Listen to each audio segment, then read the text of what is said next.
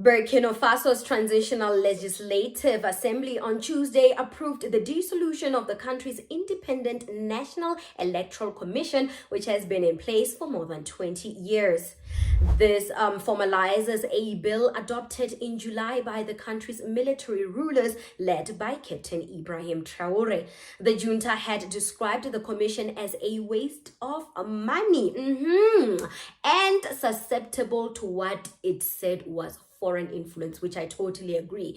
Under the new law, the Ministry of Territorial Administration will now be in charge of organizing elections. So we have some major developing news coming from Burkina Faso. The Burkina Faso government has just decided to do away with the Electoral Board in Burkina Faso. The Electoral Board is the board that is responsible for carrying out elections in Burkina Faso. And they have said that they no longer want it. It is a waste of time and it is a tool that the West use to control African nations and to put the leaders they want. In Burkina Faso, they have said they don't want the so-called democracy because they already have leaders who care about the people in Burkina Faso and they are very much contented with their president, Ibrahim Traoré. They have said the so-called Western way of election is full of corruption and it is not even democratic. And this is reflecting to so many countries in Africa. Look at what happened in Cote d'Ivoire, in Uganda, in Tanzania, and so many other nations, including Cameroon recently. They have said it is a high time for Africa to do away with the so-called Western democracy and focus on electing leaders who are willing to work for the people of their country.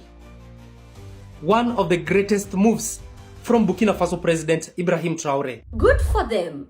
Like I've said so many times in my previous segments about Africa's so-called democracy, the construct of democracy comes from the hymn books of the Western world's constitution. It is not relatable to our way of life. Democracy isn't an African concept. It's a tool used to advance neo-colonialism to the fullest.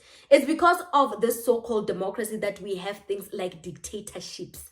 Democracy has a good definition, but its output is chaos and promotion of white man imperialism. We do require political reforms that are tailored to our society, our cultures. European systems working in an African setting are dangerous. That's why we keep having outbreaks of wars around the continent.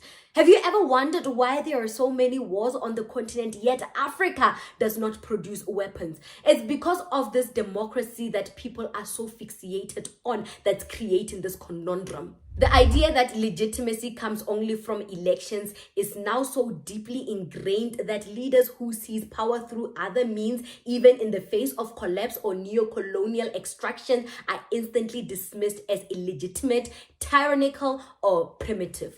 Meanwhile, the reality is that a vote means nothing in a country where the economy is already captured by foreign creditors and every minister is just a neo-colonial manager. So, to uncritically repeat that power must come from the electorate is to ignore how the electorate is shaped, constrained, and manipulated by global capital and ideological gatekeepers. If Africa is to be free, it must reclaim the right to experiment politically and build new forms of revolutionary governance based on the material realities of its people, not the fantasies of American embassies. The continent must thoroughly escape the chokehold that treats liberal democracy not as one option amongst many, but as the only legitimate form of political life. But most importantly, this thinking must begin not in constitutions or policy papers, but in how political leaders conduct themselves and imagine power. All right. Sadly, even the most radical or populist African political formations sing from the liberal hymn book of the Western embassies. They speak of elections as salvation, parliaments as the supreme arena of change, and courts as the ultimate truth tellers. Yes. Their manifestos are laced with borrowed idioms of rule of law, checks and balances, and good governance, terms whose origins lie not in African political culture, but in Western crisis management tools. In doing so, these people, they betray their own promises and offer instead a reformist illusion wrapped in revolutionary rhetorics. Did you understand what I just said? Did you understand what I just said? I actually saw this from a book called The Way We See Power. And they're like, you know what? In order for a country to work, in order for the rulers or the government to work, it must not start in constitutions and policy papers. It must start with the leader looking himself in the mirror and imagining himself in power for the people. How he sees power and how he takes power. And that was what Traore did.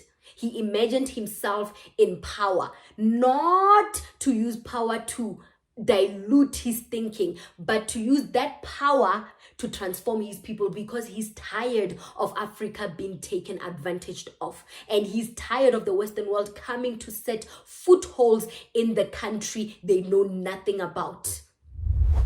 He's tired of people ruling from their European countries without experiencing the way people live in Africa. They construct these policies based on how they are living in Europe, forgetting that our way of life is so different from them.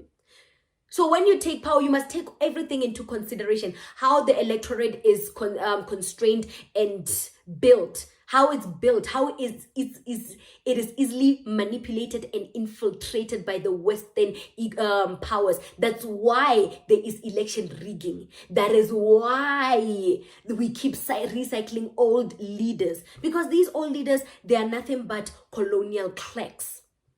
That's it. Colonial managers looking out for the proxies of the Western world, of their masters. That's it. That's why you can see Paul Biya ruling for 43 years. Because he is there in place of someone. He is there looking after the assets of his masters. Nothing else. So Traore imagined power. It took everything into consideration. How the democracy is constructed. How the electorate is easily manipulated and infiltrated. How it is the reason why Africa is still struggling. And when he's like, enough is enough. That is when power went into his mind, infiltrated his body, and he saw the need to stand in the gap for his people. That's how you imagine power as a leader. These ones are just here to look out for their master's interest. There's nothing to them. They have failed, and their failures and their legacy will remain failures. Yes, I'm talking to you, Paul Biya. You're so disgusting for even thinking of entering into the presidential campaign race. I can't. But anyway, this segment's not about him. It's just about how Traore has scrapped the electorate and called it a waste of money, and called it the real reason why Africa is still under the influence of American fantasies. So it's a waste of money that we don't have. I am ruling according to what my people want me to, how my people want me to rule. I am providing for my people. It's working well in China. People that call Traore a dictator, they haven't considered all the aspects that I have just mentioned about what the so-called democracy is constricted on, what is the foundation of this so-called democracy, on where it's built, how it's shaped, how it's moving. They haven't considered that aspect. That's why it's easy to sit in your bed and call Traore a dictator. He's not, and his people love him. Look at China. China, they couldn't be happier with their dictator Xi Jinping, whatever his name is. They're so happy with him. Everything works. If Burkinabés are happy, if Burkina Faso people are happy, who are we to sit in our beds and cry and bitch and moan about it? Who are we? Let him cancel this thing. Actually, let Africa cancel democracy as a whole. Because clearly we have democracy on paper, but when it comes to implementation, we are still into the codependency stages. We are still depending on the European unions and the Western powers. So we are not actually free. We really are not. So let's just cancel this whole democracy, scrap it, and let us experiment with our politics and see what works for us. What do you think about this segment? Comment to us in the comment section below. Don't forget to like and share the broadcast. Subscribe to our YouTube channel. Hit that notification bell so you don't miss these groundbreaking conversations right here on the African Diaspora News channel. And oh, family, I have my own YouTube channel. It's called The Native Talk. The link is in the description box below. So go there, click on the link, subscribe to The Native Talk, and I'll see you on the flip side.